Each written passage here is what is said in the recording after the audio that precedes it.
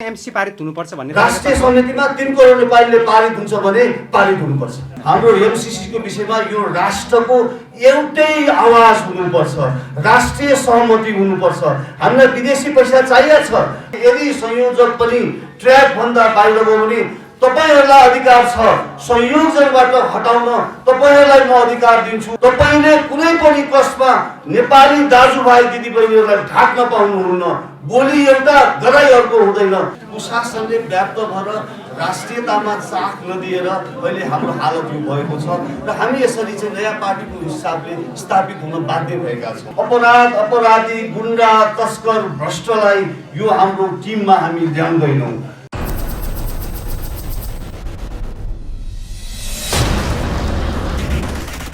यहाँ सबै हिमाल, पहाड, तराई, मधेसबाट आउनुभएको आदरणीय विशिष्ट व्यक्तित्वहरूप्रति हार्दिक आभार व्यक्त गर्न चाहन्छु र यहाँहरूले जुन ट्रस्ट गरेर यो अभियान चाहिँ होस्टेलमा हैसियत दिनुभयो त्यसको लागि पनि हार्दिक आभार व्यक्त गर्न चाहन्छु। र मैले अघि पनि भनेको छु, यसमा धेरै साथीहरू एकदम क्यापेबल मान्छेहरू छुट्नु भएको छ, तपाईहरु कोही पनि छुट्नु भएको छैन। यो हाम्रो एक्सपान्ड हुँदै जान्छ, अझ अघि बढ्दै जान्छ र तपाईहरु सबै यसमा अटाउनु हुनेछ भन्ने पनि म यहाँहरूलाई विश्वास दिलाउन चाहन्छु। र अब हाम्रो यो निमन्त्रणालाई सम्पूर्ण आदरणीय पत्रकार मित्रहरू पनि आइदिनु भयो, तपाईहरुप्रति नि आभार व्यक्त गर्न चाहन्छु। र फेरि एकताल म सम्पूर्ण साथीहरूलाई के अनुरोध गर्न चाहन्छु भने हामी यो राजनीतिक पार्टीमा भ्यालु बेस्ड पोलिटिक्स गर्न गएको हो। हामी 3 करोड नेपालीलाई झुकाउन जाने होइन, हामी षड्यन्त्र गर्न जाने होइन, हामी झुटा कुरा गर्न जाने होइन। त्यसको लागि तपाईहरु सबै यो अहिले जो एडहकमा भएको नभएको सबै साथीहरूलाई पहिला आफू इमानदार हुनुहोस्, पहिला आफू एक्जाम्पलरी सो गर्नुहोस् र आम दाजुभाइ दिदीहरु बहिनीहरुलाई सेवा गर्नुहोस् भन्नको लागि, सेवा गर्नको लागि पनि म तपाईहरुलाई चाहिँ अनुरोध गर्न चाहन्छु। यदि हाम्रो यो सुशासन प्रस्तावित सुशासन पार्टीमा कुनै पनि सदस्यहरू इन्क्लुडिङ अहिलेको संयोजक एडहक कमिटीको संयोजक आफ्नो ट्र्याक भन्दा बाहिर गयो भने कसैलाई पनि म यो संयोजकको हैसियतले मैले यहाँसँग बोलिरहेको छु। यो सबै टिमलाई के अनुरोध गर्न चाहन्छु भने यदि संयोजक पनि ट्र्याक भन्दा बाहिर गयो भने तपाईहरुलाई अधिकार छ संयोजकबाट हटाउन, तपाईहरुलाई म अधिकार दिन्छु, हटाउनुहोस्। तर यो राष्ट्रको भविष्यको लागि एउटा प्रोमिसिङ युवा युवतीहरूलाई चाहिँ हामीले स्पेस दिनुपर्छ। त्यो स्पेस दिनुको लागि हामी तयार छौँ। र आदरणीय दाजुभाइ दिदीबहिनीहरू, अब म धेरै समय लिन्न, अघि पनि मैले धेरै कुराहरू गरिसकेको छु। यो पार्टी समयको माग अनुसार उब्जेको पार्टी हो। यो पार्टी मधेस, तराई, हिमाल, पहाडका आम दाजुभाइ दिदीबहिनीहरू, स्वाभिमान दाजुभाइ दिदीबहिनीहरू, इमानदार दाजुभाइ दिदीबहिनीहरूको आह्वानमा यो गठन गरेको पार्टी हो। र यो पार्टीले अर्को एउटा अनुरोध गर्न चाहन्छु, साच्चै तपाईहरु देशलाई माया गर्नुहुन्छ भने विभिन्न पार्टीमा आबद्ध इमानदार व्यक्तिहरू, विभिन्न पार्टीमा आबद्ध नैतिकवान व्यक्तिहरू, मैले अघि भनेको छु 5% बाँकी हुनुहुन्छ। त्यो 5%हरू पनि आउनुहोस्, हामी छलफल गरौँ र नयाँ सिराबाट हामी अगाडि बढ्न तपाईहरुलाई आह्वान गर्न चाहन्छौँ। र अन्तमा देश बाहिर बसेका दाजुभाइ दिदीबहिनीहरू, देशभित्र रहेका दाजुभाइ दिदीबहिनीहरूलाई अनुरोध गर्न चाहन्छु, आउनुहोस् हाम्रो नयाँ जेनेरेसनको भविष्यको लागि, छोरा छोरीको भविष्यको लागि, यो राष्ट्रलाई जोगाउनको लागि हामी एकजुट भएर अगाडि बढौँ र एकदम इमानदारी पूर्वक, म सधैँ इम्फेसिस गर्छु, इमानदारीमा कम्प्रोमाइज हुँदैन, नैतिकतामा कम्प्रोमाइज हुँदैन। तपाईले कुनै पनि कष्टमा नेपाली दाजुभाइ दिदीबहिनीहरूलाई ढाक्न पाउनुहुन्न। बोली एउटा गराइ अर्को हुँदैन। जे बोल्नुहुन्छ त्यो तपाईले गर्नुपर्छ र इमानदारीतापूर्वक तपाई आफूलाई प्रस्तुत सक्नुपर्छ। यदि गर्न सक्नु भएन भने तपाईँ यो सुशासन पार्टीमा म लगायत कोही पनि हटाउँदैन। यति भन्दै म सबैलाई एकदम आभार व्यक्त गर्न चाहन्छु। अगाडि बढौँ, एउटा चाहिँ यो राष्ट्रको लागि केही दिउँ।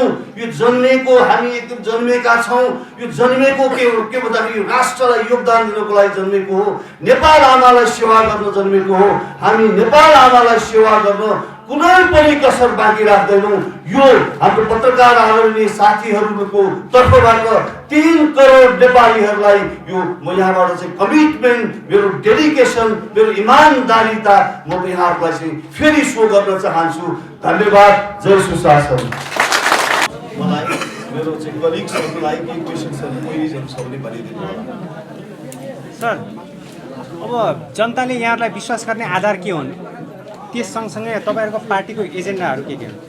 हाम्रो मेन कुरा हामी सबभन्दा पहिला शिरमा हामी राख्छौँ, राष्ट्रियतालाई शिरमा राख्छौँ र त्यसपछि हामीले यो हाम्रो देश सुहाउँदो सुशासन, अहिले सबै के छ भने कुशासनले व्याप्त भएर यो देशको यो हालत भएको हो।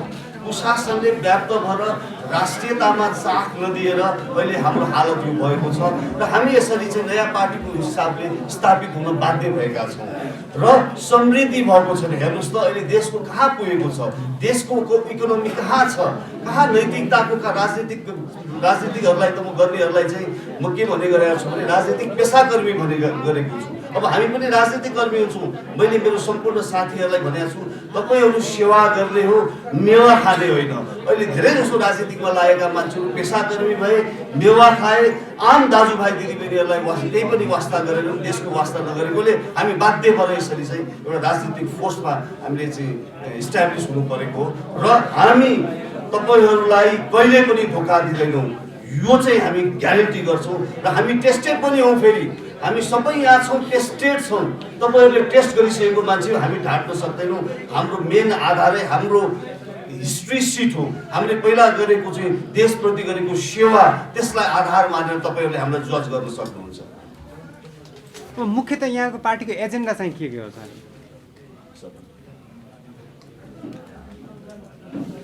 हाम्रो पार्टीको मुख्य एजेन्डा भनेको सुशासन, जुन अहिले देशमा व्याप्त भ्रष्टाचार छ। जनताले जुन एउटा उद्देश्य र लक्ष्य राखेर चाहिँ नेपालको लागि रूपान्तरण गरेका थियो। जनता सडकमा आएर जनता शहीद भएको छ, जनताको बच्चा मरेका छन् र आज त्यो जनताहरूले के पायो? आज तपाईँहरू मिडियाहरूले भन्दै हुनुहुन्छ कि खोज्दै हुनुहुन्छ जनताको दिनदिनै हामी सूचनाहरू हेर्छौँ, हामी त्यो तपाईँहरूको खबरहरू पढ्छौँ कि जनताहरूले के भनिरहेको छ। त्यो आवाजले हामीले सम्बोधन गर्नु खोजेको मात्र हो, त्यो आवाजले हामीले पुरा गर्नु खोजेका हौँ। त्यो एउटा जमर्को गरेका छौँ र त्यो आवाजले पुरा गर्ने कुरामा हामी जनतामा अझै जान्छौँ। फेरि आज ती आम जनताहरूले जुन दुःख दर्द र वेदना पखेका छन्, आज जुन उहाँप्रति चाहिँ राज्यले के अरे डेलिभरी दिनुपर्ने हो त्यो जुन दिनु सकेका छैन, त्यो अवस्थाले परिपूर्ति गर्नको लागि हाम्रो लक्ष्य र उद्देश्य हो। हाम्रो मेन उद्देश्य नै त्यही हो र हाम्रो मेन आधार पनि जनता हो। जनतालाई नै हो। जुनसुकै राज्य व्यवस्थाले पनि पहिलो आधार मान्ने कसले भन्दाखेरि देशको नागरिकले हो। नागरिक भएको देश पनि हुन्न। त्यसले गर्दाखेरि जहाँ जनताको समस्या छ, जहाँ त्यो सम्बोधन भएको छैन, त्यो समस्यालाई सम्बोधन गर्नको लागि यो हाम्रो टिम तयार भएको छ। तपाईँहरूको वैचारिक आदर्शशिला चाहिँ के हो तपाईँको पार्टीले?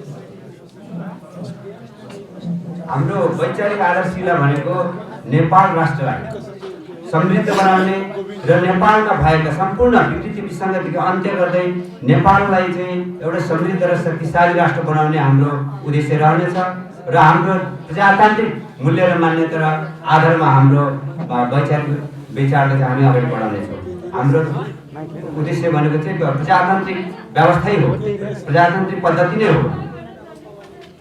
तपाईँको नि भोलिको दिनमा चाहिँ अरू जस्तै किसिमका कयौँ पार्टीहरू छन्, बिचमा पनि धेरै पार्टीहरू खुलेका छन् र त्यत्रो पार्टी हुँदाखेरि पनि तपाईँलाई यो वैकल्पिक किसिमको पार्टी किन आवश्यकता भयो र उनीहरूसँग चाहिँ किन मिल्न सक्नु भएन तपाईँ? होइन, कुरो के छ भने हामीले यो पार्टी दर्तै गरिकन हामी देशैलाई उ गर्छु भन्ने हाम्रो होइन। तर यो हरेक पार्टीको आजदेखि होइन, पुस्तो पुस्तोदेखि राणा शासन, राजा शासन, आंशिक प्रजातन्त्रदेखि सबै विनाश हुँदै गयो। तर यो देशमा लोकतन्त्र गणतन्त्र संहिता आइसकेपछि पनि यो देशमा जुन जनताले चाहेको परिवर्तन, त्यो परिवर्तन न कङ्ग्रेस ल्याउन सक्यो, न एमाले ल्याउन सक्यो, न माओवादी ल्याउन सक्यो, न कुनै पार्टी ल्याउन सक्यो। त्यसकारण जनताको भावना, जनताको विचार, जनताको नीति लिइकन हामीले नेपाल सुशासनमा आछौँ र हामीले 5 सालभित्रमा केही न केही 75% र 50% परिवर्तन हामीले ल्याइकन हामीले हाम्रो आदेश र हाम्रो विचार, हाम्रो नीति र जनताको विचारबाट हामीले अगाडि बढिरहेछौँ। त्यसकारणले हामी कहीँ न कहीँ परिवर्तनको पक्षमा छौँ। यो कुरा बुझ्नुहोस्। रमेश सर, अध्यक्षले एउटा कुरा भन्दैन, यो पोलिटिकल आइडियोलोजीमा वामपन्थी अथवा दक्षिणपन्थी अथवा समाजवादी भन्ने फेरि कुनै पनि बात जोड्नु भएन, तपाईँले अलि अनौठो लाग्दैन? हाम्रो एउटा युनिक छ नेपालवाद। हामी सबै वादहरूको बेस्ट प्र्याक्टिसहरू हामी यसमा चाहिँ एकीकृत गरेर यो राष्ट्रलाई समृद्ध बनाउन चाहन्छौँ। हाम्रो नेपालवाद यो हाम्रो देशको अवस्था त तपाईँहरूलाई थाहै छ होइन, कि हामी त्यसमा सन्तोष हुन सक्छौँ? अहिले जुन किसिमको गतिविधिहरू भइरहेका छन्, मान्छेको जनताको चाहना अनुसार केही काम भएको देख्नु भएको छ? जनतामा असन्तुष्टि छ, बेखुसी छ, अनि बेरोजगारी छ, गुनास छ। यसमा अब व्यापार असन्तुलन उच्च छ। संसारको 5औं मुलुकमा पर्छ नेपाल। कुल घरायस्थ उत्पादनको तुलनामा निर्यातको अनुपात हेर्ने हो भने नेपाल 5औं सबभन्दा कम अनुपात भएको राष्ट्रमा पर्छ। हाम्रो देश समृद्ध पहिलाको तुलनामा अहिले चाहिँ समृद्ध त थिएन, तर पहिलाको तुलनामा धेरै कम छ। 4 वर्ष अगाडि चाहिँ 7 खरब हाम्रो देशको ऋण थियो, अहिले कति छ? 17 खरब 30 करोड छ। यो 2078 साउनमा यो 4 वर्षमा 10 खरब ऋण नेपाली जनताको थाप्लोमा ऋण छ। त्यसरी प्रति व्यक्ति ऋण 24,000 थियो 4 वर्ष अगाडि भने 2078 असार मसान्तमा त्यो 57,000 पुगेको छ। यसको जवाबदेहिता के करेक्ट हुन्छ? त्यसैले हामीले चाहिँ समग्रमा यी कुराहरूको मूल्याङ्कन गरेर अनि देशलाई एउटा नेपालवादको कन्सेप्टबाट पनि हामी जान्छौँ र त्यसले हाम्रो यहाँको रोजगारी लगानी वृद्धि गर्नेछ, निर्यात र आयातको सन्तुलन एउटा सन्तोषयोग्य सन्तुलनमा ल्याउनेछ र अनावश्यक रूपमा देशलाई विदेशी वस्तुहरूको क्रीडास्थल बनाउन दिइने छैन र देशलाई एउटा समृद्धशाली बनाउनको लागि नीतिहरू तर्जुमा गरिनेछ र सबभन्दा ठुलो कुरो सुशासनको माध्यमबाट यी कुराहरू चालिनेछ र अन्य नीतिहरू पनि त्यही अनुसार सहज नीतिहरू त्यही अनुसार तर्जुमा गरिनेछ। चुनावमा हामी सबै ठाउँमा हामी आह्वान गरेका छौँ सम्पूर्ण 3 करोड दाजुभाइ दिदीबहिनीहरू, साँच्चै तपाईँले यो देशलाई समृद्ध भएको देख्न चाहनुहुन्छ, यो देशमा सुशासन कायम गर्न चाहनुहुन्छ भने आउनुहोस्। तर हामी अपराधी, गुन्डा, तस्कर, भ्रष्टलाई यो हाम्रो टिममा हामी ल्याउँदैनौँ। जसले यो देशलाई माया गर्छ उसलाई ल्याउँछौँ र चुनावमा अब कसरी चुनाव हुन्छ? सुरुमा चाहिँ स्थानीय चुनाव हुन्छ, त्यहाँ पनि हामी चाहिँ कन्टेस्ट गर्छौँ, प्रदेशमा कन्टेस्ट गर्छौँ र केन्द्रमा पनि हामी कन्टेस्ट गर्छौँ। कहाँ सकिन्छ हामी भर्खर सुरु गरेका छौँ, बामे सरिरहेका छौँ। तर जति सक्दो बढी ठाउँमा हामी राम्रा मान्छेहरूलाई चुनावमा बेमानहरूसँग, यो देशका भ्रष्टाचारीहरूसँग, अपराधिक मेन्टालिटीका मान्छेसँग लडाउँछौँ। रमेश सर, ठ्याक्क यति बेला एउटा विषयलाई लिएर सिङ्गो देश पोलराइज भइरहेको छ, त्यो विषय हो एमसीसी। एमसीसीको विषयमा तपाईँहरूको पार्टीको धारणा के छ? हाम्रो एमसीसीको विषयमा यो राष्ट्रको एउटै आवाज हुनुपर्छ, राष्ट्रिय सहमति हुनुपर्छ।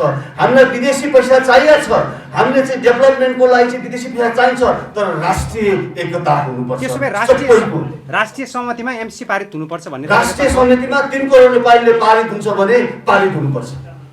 धन्यवाद। सधैँ गर्दाखेरि संघीयता राष्ट्रसत्ता संघीयता र हिन्दू राष्ट्रमा त हाम्रो केही छैन। हामी धर्ममा विश्वास गर्दैनौँ, हामी धर्मको नाममा राजनीति गर्न चाहँदैनौँ। यो देशमा सबै छन्, हिन्दू छन्, मुस्लिम छन्, क्रिस्चियन छन्, बौद्ध धर्मावलम्बी छन्।